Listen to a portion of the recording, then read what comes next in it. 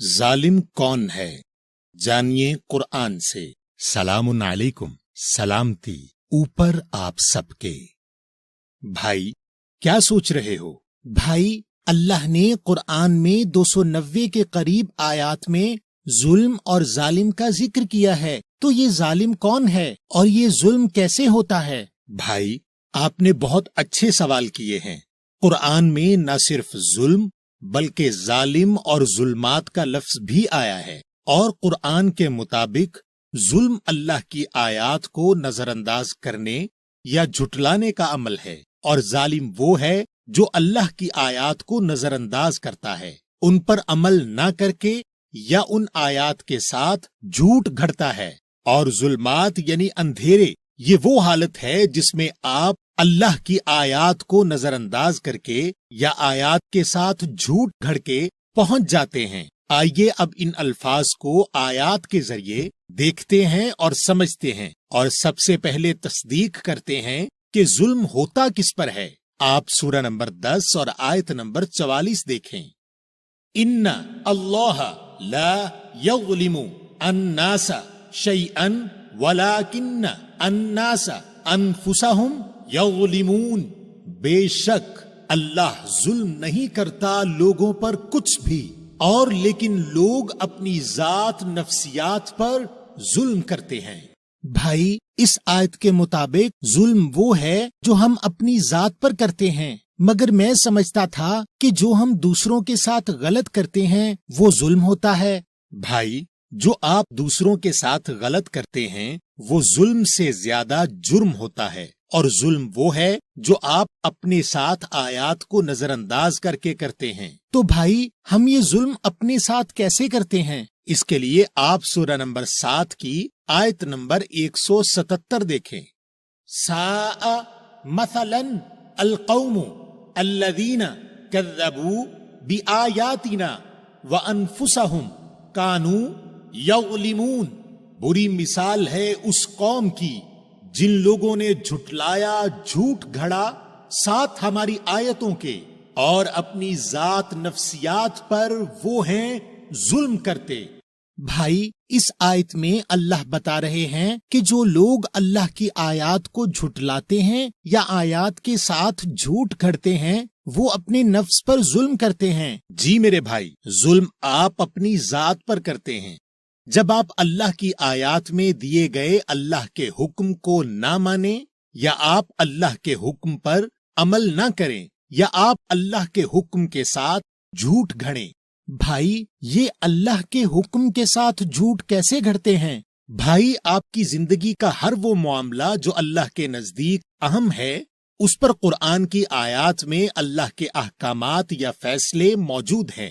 مثلا آپ کو شادی جس سے کرنی ہے اس میں کیا خصوصیات دیکھنی ہیں، یا میاں بیوی کی ایک دوسرے کی طرف کیا ذمہ داریاں ہیں، یا کاروبار کس طرح کرنا ہے، یا مال کس پر اور کتنا خرچ کرنا ہے، یا رشتہ داروں کے ساتھ تعلقات یا حرام و حلال کھانا۔ غرض یہ کہ آپ کی زندگی کے تمام اہم معاملات پر اللہ کی آیات میں اللہ کے فیصلے موجود ہیں، اور جب آپ ان فیصلوں کے اوپر اپنی رائے دیتے ہیں بغیر ان کو سمجھے تو آپ آیات کے ساتھ جھوٹ گڑتے ہیں۔ اس کے علاوہ جھٹلانے کا ایک طریقہ اور بھی ہے، اس کے لیے آپ سورہ نمبر 6 کی آیت نمبر 33 دیکھیں۔ قد نعلم انہ لیحزنک الذی یقولون فانہم لا یکذبونک ولکن الظالمین بآیات اللہ یجحدون۔ یقیناً ہمیں علم ہے کہ بے شک تجھے یقیناً غم میں ڈالتی ہیں جو وہ لوگ کہتے ہیں، پھر بے شک نہیں وہ تیرے ساتھ جھوٹ گھڑتے، اور لیکن یہ ظالم اللہ کی آیتوں کے ساتھ انکار کرتے ہیں۔ بھائی اس آیت کے مطابق ظالم کی پہچان یہ ہے کہ ظالم رسول کے ساتھ جھوٹ گھڑتے ہیں اور اللہ کی آیتوں کے ساتھ انکار کرتے ہیں۔ تو بھائی رسول کے ساتھ جھوٹ کیسے گھڑا جاتا ہے جس سے اللہ کی آیات کا انکار ہو جاتا ہے اور ہم ظالم ہو جاتے ہیں؟ بھائی رسول کے ساتھ جھوٹ گھڑنا بہت ہی عام ہے، آپ پہلے سورہ نمبر 69 کی آیت نمبر 40 سے 43 تک دیکھیں۔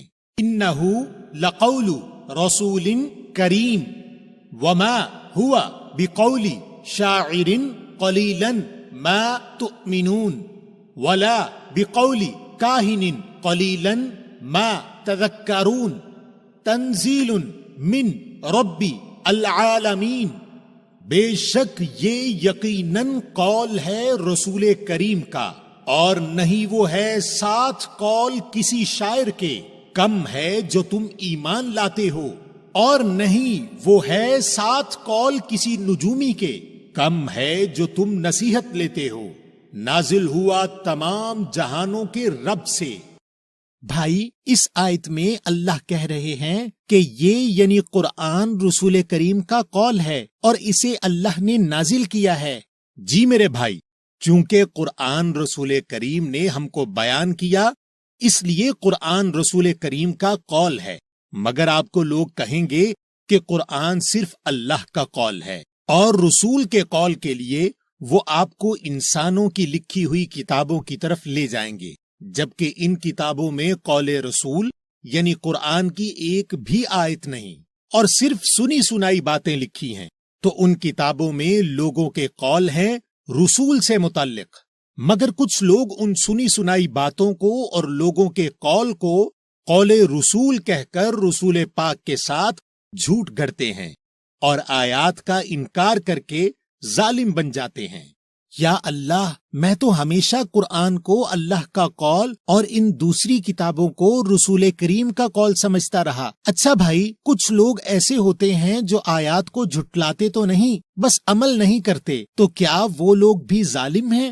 بھائی، آیت پر عمل نہ کرنا آیت کو نظر انداز کرنا ہے، اور یہ لوگ آیات کی بجائے اپنی خواہشات کے پیچھے چل کر ظالم ہو جاتے ہیں۔ آپ سورہ نمبر 30 کی آیت نمبر 29 دیکھیں۔ بلی اتبع الذین ظلموا اہواءہم بغیر علم فمن یہدی من اضل اللہ وما لہم من ناصرین۔ بلکہ پیروی کی ان لوگوں نے جو ظلم کرتے ہیں اپنی خواہشوں کی بغیر علم کے، پھر کون ہدایت کر سکتا ہے جسے گمراہ کر دیا اللہ نے، اور نہیں ان کے لیے مددگاروں سے۔ اس آیت کے مطابق جو لوگ اپنی خواہشات کی پیروی کرتے ہیں وہ بھی ظالم ہیں۔ تو بھائی، اس کا مطلب یہ ہے کہ اگر ہم قرآن کی آیات پر عمل نہیں کر رہے تو چاہے ہم کچھ بھی کریں، ہم اللہ کی نظر میں ظالم ہی رہیں گے۔ جی میرے بھائی، جو آیات پر عمل نہیں کرتے یا رسول کے ساتھ جھوٹ گڑتے ہیں وہ ظالم ہیں، مگر قرآن میں کچھ بڑے ظالموں کا بھی ذکر ہے۔ بھائی، کیا ظالموں میں بھی درجے ہیں؟ جی بھائی، آئیے وہ اعمال دیکھتے ہیں جو ہمیں بڑا ظالم بناتے ہیں۔ آپ سورہ نمبر 18 اور آیت نمبر 57 دیکھیں۔ وَمَنْ أَظْلَمُ مِمَّنْ ذُكِّرَ بِآيَاتِ رَبِّهِ فَأَعْرَضَ عَنْهَا وَنَسِيَ مَا قَدَّمَتْ يَدَاهُ إِنَّا جَعَلْنَا عَلَى قُلُوبِهِمْ أَكِنَّةً أَنْ يَفْقَهُوهُ وفی آذانہم وقرن وإن تدعوہم إلی الہدی فلن یہتدوا اذن ابدا۔ اور کون ہے اس سے زیادہ ظالم جسے نصیحت کی جائے، ساتھ آیات اس کے رب کی، پھر ان سے منہ پھیر لے اور بھول جائے جو کچھ اس کے ہاتھوں نے آگے بھیجا، بے شک ہم نے رکھ دیے ان کے دلوں کے اوپر پردے کہ اسے نہ سمجھیں، اور ان کے کانوں میں بہرا پن ہے، اور اگر تو انہیں ہدایت کی طرف بلائے پھر بھی وہ ہرگز کبھی ہدایت نہیں لیں گے۔ یا اللہ، بھائی، اس آیت کے مطابق تو اگر ہمیں اللہ کی آیات سے نصیحت یا یاد دہانی کرائی جائے اور ہم ان آیات پر اگر عمل نہ کریں تو ہم بڑے ظالم بن جاتے ہیں۔ بالکل صحیح میرے بھائی۔ آئیے اب بڑے ظالم کی ایک اور قسم دیکھتے ہیں۔ آپ سورہ نمبر 6 کی آیت نمبر 21 دیکھیں۔ وَمَنْ أَظْلَمُ مِمَّنِ افْتَرَى عَلَى اللَّهِ كَذِبًا أَوْ کذب بآیاتہ انہ لا یفلح الظالمون، اور کون زیادہ ظالم ہے اس سے جو ایجاد کرے اوپر اللہ کے گھڑا ہوا جھوٹ یا جھوٹ گھڑے ساتھ اس کی آیات، بے شک وہ نہیں فلاح پائیں گے خاص ظلم کرنے والے۔ بھائی اس آیت کے مطابق وہ بھی زیادہ ظالم ہے جو اللہ پر جھوٹ گھڑے یا اللہ کی آیات کے ساتھ جھوٹ گھڑے۔ تو آیات کے ساتھ اور رسول کے ساتھ جھوٹ گھڑنا تو آپ نے سمجھا دیا، مگر اللہ کے ساتھ جھوٹ کیسے گھڑتے ہیں؟ بھائی اس کے لیے آپ پہلے سورہ نمبر 7 اور آیت نمبر 33 دیکھیں۔ قل انما حرم ربی الفواحش ما ظہر منها وما بطن والاثم والبغی بغیر الحق وان تشرکوا باللہ ما لم ينزل به سلطانا وان تقولوا علی اللہ ما لا تعلمون۔ کہہ دو بے شک جو حرام کیا ہے میرے رب نے فواحش کو جو ظاہر ہوں اس میں سے اور جو پوشیدہ، اور گناہ کو اور سرکشی بغیر حق کے، اور یہ کہ تم شریک کرو جوڑو ساتھ اللہ کے جس کی اس نے ساتھ اس کے نازل نہیں کی کوئی دلیل، اور اس کو بھی کہ تم کہو اوپر اللہ کے جو نہیں تمہیں علم۔ بھائی اس آیت میں اللہ حرام کاموں کی فہرست بتا رہے ہیں جس کے مطابق اگر ہم اللہ کے متعلق کوئی بھی ایسی بات کریں جس کے لیے کوئی دلیل نازل نہیں ہوئی، یعنی قرآن کی آیت موجود نہیں، تو ہم حرام کام کریں گے۔ بالکل میرے بھائی، یہی حرام کام اللہ کے ساتھ جھوٹ گڑنا ہے کہ آپ اللہ کے متعلق کوئی بھی ایسی بات کریں جس کو ثابت کرنے کے لیے آپ کے پاس آیت نہ ہو۔ تو اگر آپ کے پاس آیت کا علم نہیں تو آپ اپنا منہ بند رکھیں اور بلا وجہ لوگوں کو فتوے نہ جاری کریں، ورنہ آپ حرام کام کریں گے۔ بھائی کیا آپ ان حرام اعمال کی کوئی مثال دیں گے؟ جی بھائی، کیا آپ نے نہیں سنا کہ جمعہ کو سورۃ الواقعہ پڑھ لو تو اللہ رزق میں برکت دے گا، یا مرتے ہوئے آدمی پر سورہ یاسین پڑھ لو تو موت آسان اور گناہوں سے بخشش ہوگی، یا اللہ کو کوئی ادا پسند آ جائے گی اور اللہ سارے گناہ معاف کر دے گا۔